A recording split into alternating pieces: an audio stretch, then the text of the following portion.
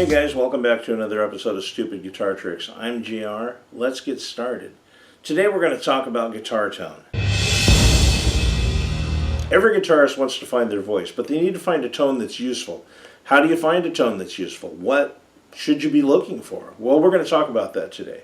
First thing you have to consider is who all you're playing with. If you're playing with a small band, it's going to be a different thing than if you're playing with a larger band. A larger band, you might be able to get away with a different tone. First, let's take a look at a couple of different distortions that I like to use. This is pretty much just an old tube screamer running into a Marshall amp.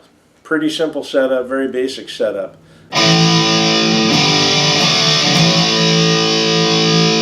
What I have to be careful of when I play is that I don't run into the singers, I don't run into the drummer, I don't run into the bass player, and I certainly don't run into the other guitar players.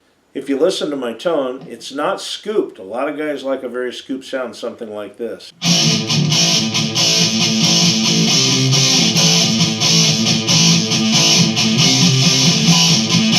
The problem with that tone is it's missing the mid-range.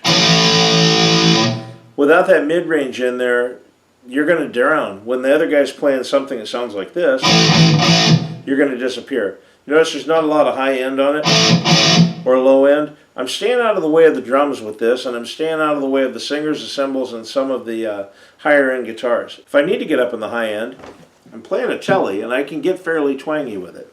I can also bring my register up.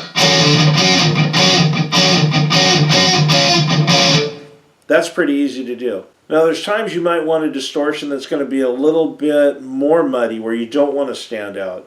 There's times where the other guitar will be a featured guitar and I need to be in the background just setting up some tension, not necessarily getting into the area where the bass guitar is playing sonically, and not getting in to interfere with the drums. How do I do that? Bring the tension I need to bring and not interfere and step on everybody's toes. Well, I've built this patch. It's like a Mesa Boogie triple rectifier, a little bit scooped, fairly dry.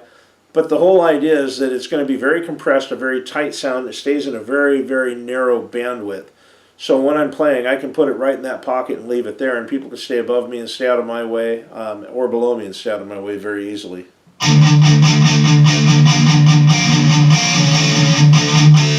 So that works out really well. It just depends on my place in the song. I think with a metal tone, when you scoop the mids, it sounds great sitting in your bedroom, rocking out on your bed into a set of headphones, but I don't think it does the same thing when you get on stage and there's all these ambient frequencies, or when you're in the studio, and bandwidth is very important. If you're playing with the mids scooped out, the other guitar players are going to eat you alive, vocals are going to eat you alive, and you're going to sound thin, tiny, hollow, and you're not going to be happy with your sound. So I would say stay away from something like this. As guitar players, we're asked to fill a lot of different roles, and one of those roles is as a clean guitarist. Now, there's different roles even within the clean guitar spectrum.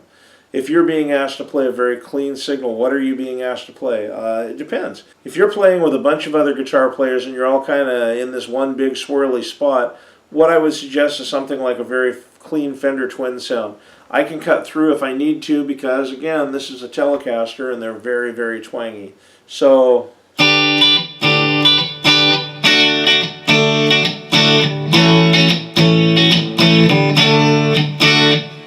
that works for that. If I'm playing up underneath of a featured soloist, say a vocalist or a violin or maybe a flute, and I want to be in there but I don't want to be the featured deal, I might get a little bit wetter signal. I tend to play drier when there's more instruments playing.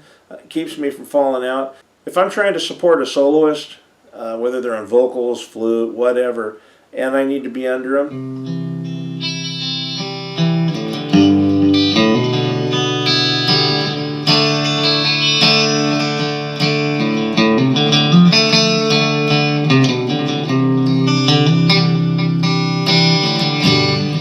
here I've got a little bit of delay going on there, a little bit of reverb, and that works in that sort of a situation. But if you try and play as part of an ensemble with that much of a wet signal and that EQing, you're going to disappear.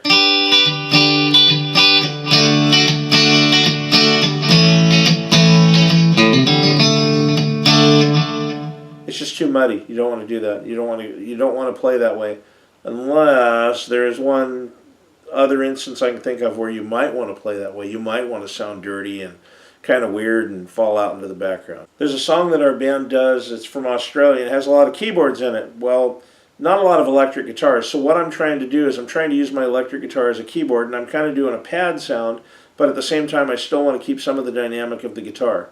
So I end up using a lot of reverb, a lot of delay, a lot of compression, and I've EQ'd it so it's really flat. You can hear I've got that dotted eighth note, which is going to help us keep the tempo on the song. And all I'm really trying to do when I play this song is I'm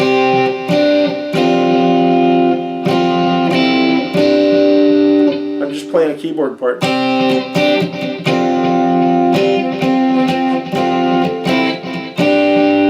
I can make it sound more like a pad, but there's one little bit where I need to go. Which is probably the hardest part of the whole song. But there's instances where you're going to want to sound. You're going to want to sound like a keyboard. So I guess every rule's there made to be broken. What I would suggest is that when you're thinking about your perfect tone, even if you're running stomp boxes and you're on a budget, you can still keep your sound within a certain area so you're not stepping on the bass's toes, you're not stepping on the drum kit or the singers. There's all sorts of ways you can stay out of everybody's way in the band, sound good, and beef up the whole production level of the act. If you have a guitar processor, I run a Digitech RP1000, probably the sweetest guitar computer ever built. It's just amazing the stuff it does. I can go in and craft my sounds. I know folks that have these processors or have similar processors, and they just use whatever came with the processor. And that's great, you know, playing at home or rocking out with the CD, but the problem comes when you go to jam with other people. If they have a sound that's too similar to yours, like say everybody decided not to change out that really cool Jimmy Page patch, so everybody's got that Jimmy Page patch and it's the one perfect patch for that song, you're not going to sound right. You guys are going to drown each other out and it's going to sound like a couple of cats fighting over an old piece of fish. Something else to think about is, like I said earlier, I play this Telly a lot. This is my main guitar. He's an American Standard Telly, best guitar ever built in my opinion. He has a much different tone than my 72 Telly.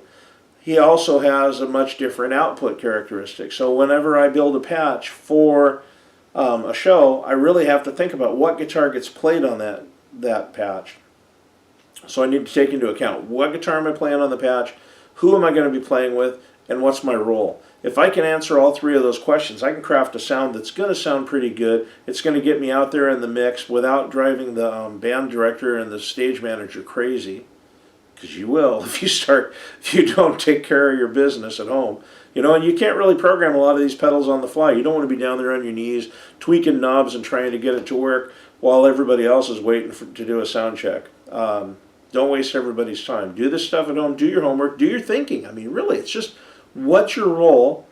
As you mature as a guitarist, you start to think more and more about what you can do ahead of time to be ready for the band, to be ready for the show.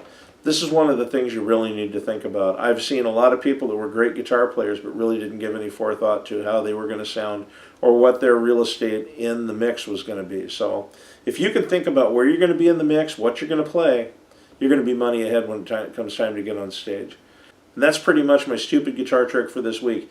Define your sound, answer those three questions, build yourself a patch that's going to make you stand out, get up there on stage and show them how it's done. Make sure you stop by our Facebook page, Stupid Guitar Tricks. A lot of the source material is going to be up there and has a link to the blog, which has even more in-depth stuff about this week's lesson. We're not trying to change the world. We're not trying to change anything except how you think about guitar. This is easy stuff. You can do it. We can do it. We can all be better guitar players. See you on stage, man. Peace.